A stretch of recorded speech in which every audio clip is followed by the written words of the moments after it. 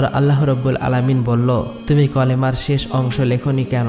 কলম ভয়ে কাঁপতে কাঁপতে বলল, হে আমার রব, আপনি পাক পবিত্র, আপনি এক অদ্বিতীয়, আল্লাহ ছাড়া তো কোনো উপাস্য নেই। এই নামের শেষে কোন নাম লিখব আমার তা সাহস হচ্ছিল না, আমার তা জানা ছিল না। তখন আল্লাহ রব্বুল আলামিন বলল, হে কলম, লা ইলাহা ইল্লাল্লাহ, এরপরে আমার একান্ত বন্ধু প্রিয় হাবিব মুহাম্মদুর রাসূলুল্লাহ এই নাম লেখো, অর্থাৎ লেখো লা ইলাহা ইল্লাল্লাহু মুহাম্মদুর রাসূলুল্লাহ। এই কথা শুনে কলম কয়েকশো বছর এই নাম লিখতে লাগলো।